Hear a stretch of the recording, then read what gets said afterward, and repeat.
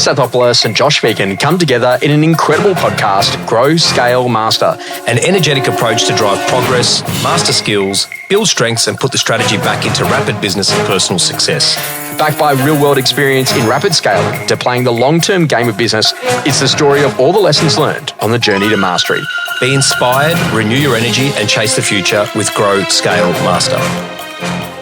Hey, Con, I was working with this guy in London recently, and, we've got a London forum coming up, and the title of his presentation is pretty interesting, and the title is Don't Make It Hard for People to Give You Money. Huh. And I kind of thought about that, about like literally the role of what a great agent really does. It's like, you got to make it really easy for people. Especially today, mate. Yeah. Completely agree, yeah. So tell us a bit about that, because one of the conversations is to really think that, everyone's looking for innovation and creativity and, things were going to get easier when it got digital, and sometimes it gets harder and it's clunkier, and, sure, there's a whole range of things that we can go to do, but how do you go to reduce consumer friction? Well, think about the experience. Mm-hmm. Think about the best experiences that you've had either traveling or at a hotel or at a restaurant or buying something online. Think about Amazon. Mm-hmm. You know that one-click button that they've got? Oh, yeah. That's amazing. Mm-hmm. Everyone listening, have you been on Amazon? It is phenomenal. It's been around for a while, mate. No, I just found it. You buy stuff, Josh, and it comes anyway. Yes. So think about how they've removed all the friction, all the complexity of just being able to do a very simple transaction. Mm-hmm.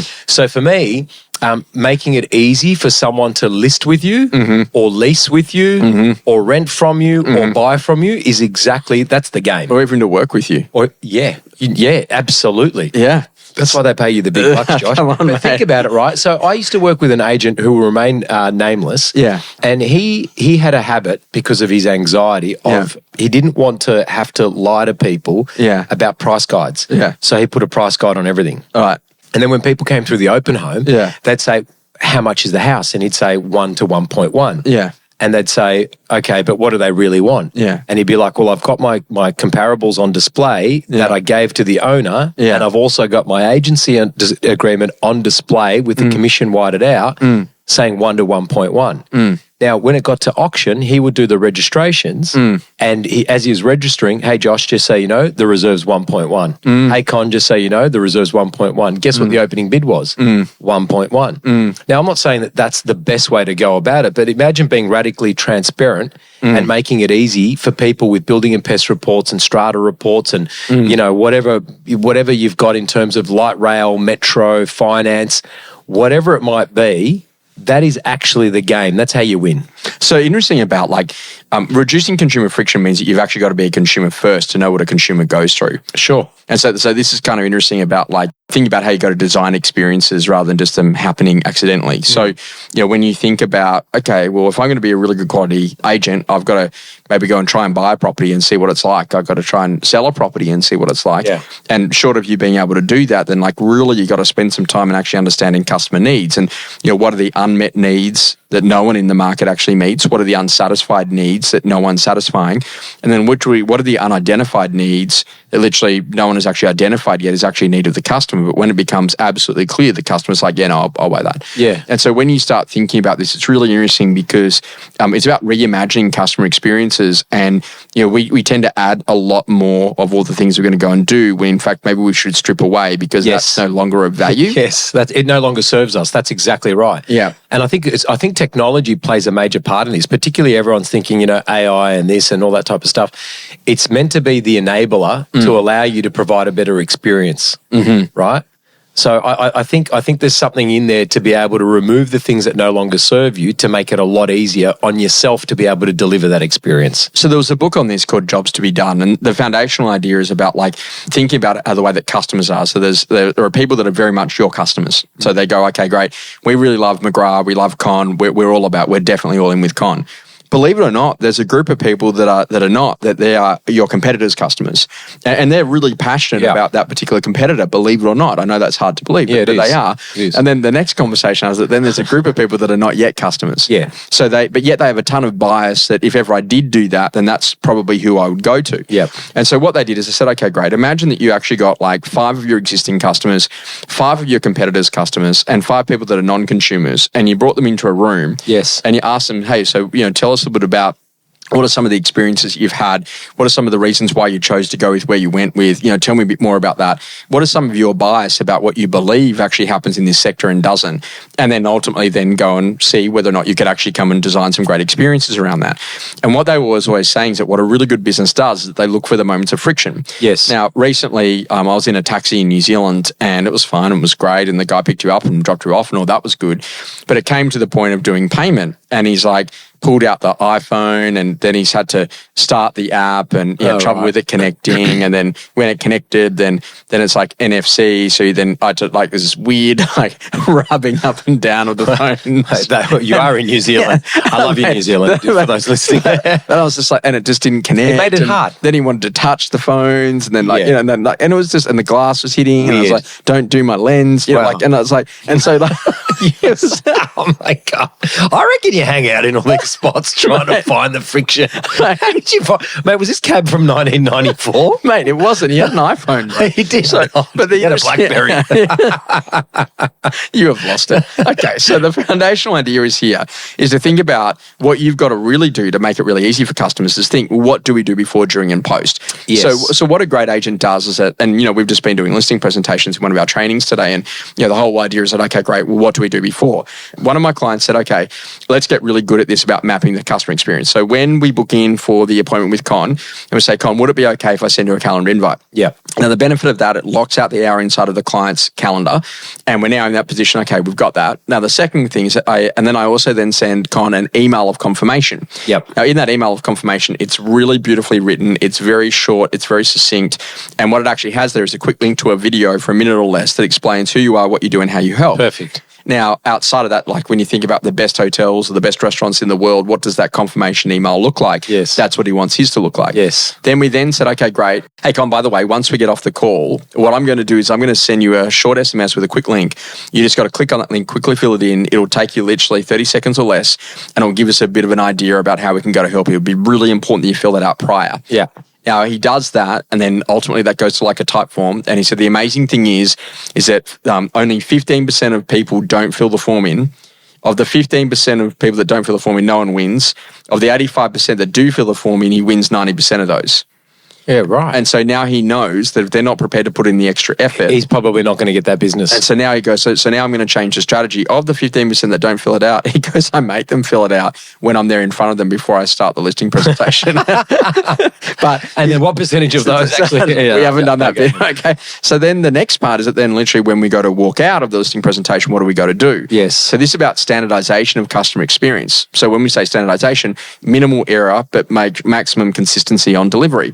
So what we do here is we go, okay, cool. What we're now going to do is that when you walk out of a listing presentation, you click on the form and you say, okay, great, I've just been to see Con and M. Okay. And now what's my next steps? So are we dropping off chocolates? Are we showing them comparables? Are we getting at the front fence repainted? Whatever those things are, ... Is there anything else we need to know? Press submit. And that automatically lets your operations or customer experience or CSM, I think you call them, literally to then go and be able to do those things for you. So by the time you get back to the office, it's already actioned. Yep. And this is about speed of information.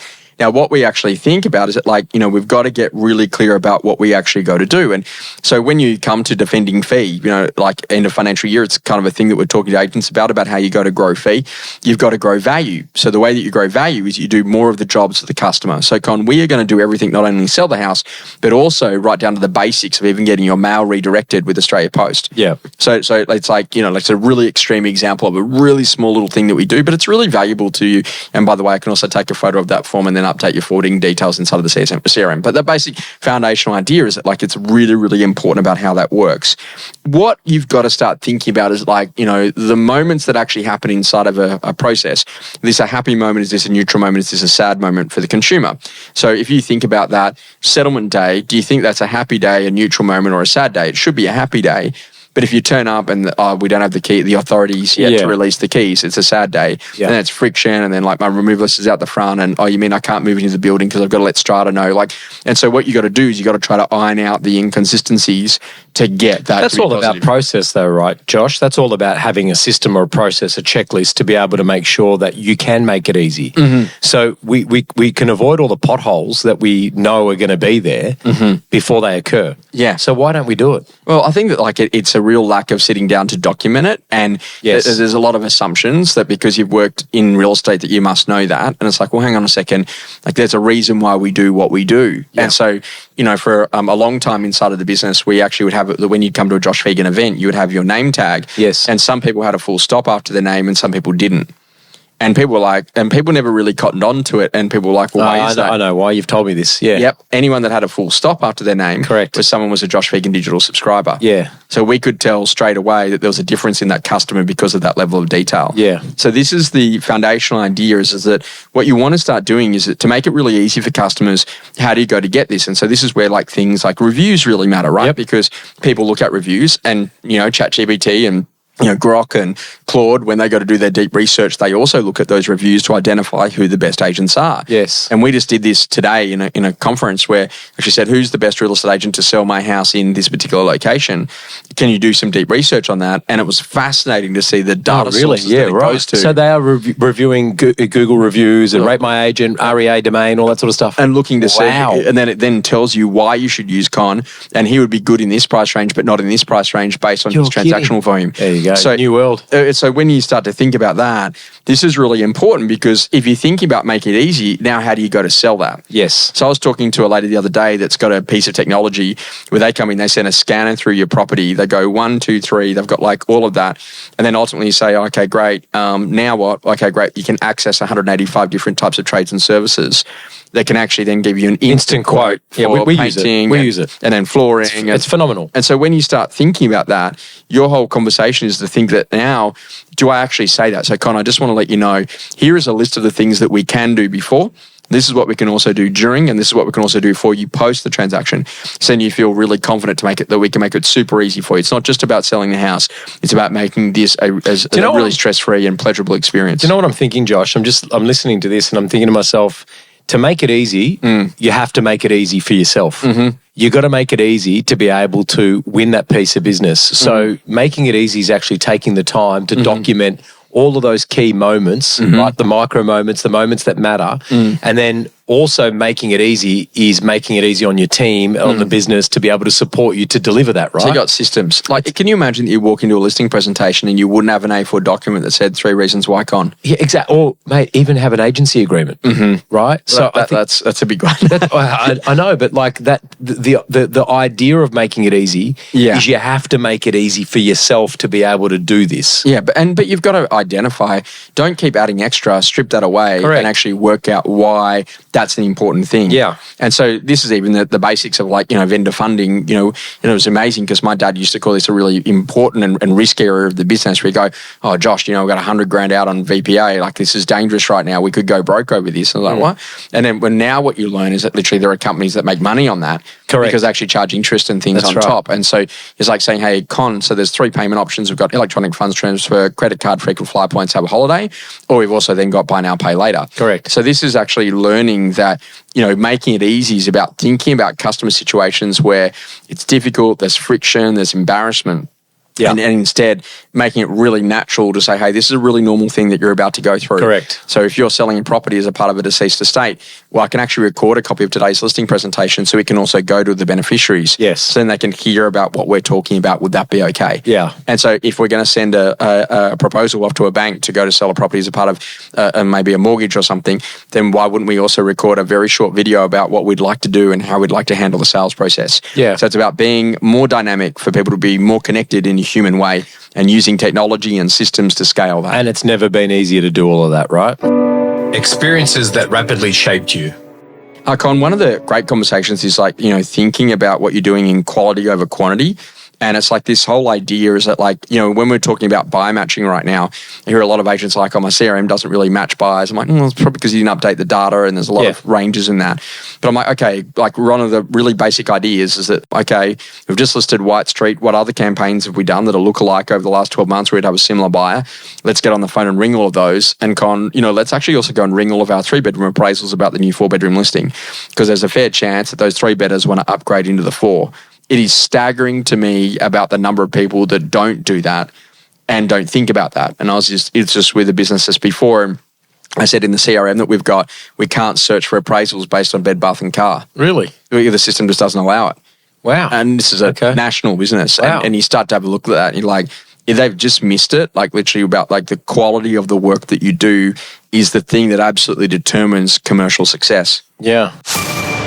Something that's changing your view. Con, this is interesting about note-taking, and I'm seeing a lot of this in training sessions.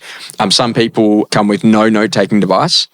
Some people come with a pen and a booklet. Some people in a position that ultimately they bring an electronic device. And type. So, some people type. Some people in a position they just push a recorder and just let it record. Yeah, and like do Plord or Otter or something, an app or something on their phone. Yeah, to go and do that. Yeah. And it was interesting because I heard some people that went to a really big conference recently and they said, oh, it was amazing. They gave us a notebook, but there was no pen in the bag. That's absolutely true. I was there at that big conference with you. And I was just like, oh, wow. So it's actually kind of interesting. Why is note-taking important? How is it useful? What does it allow you to do? I think for me, like I love taking notes and I've tried the digital, I've tried the AI kind of listening to everything.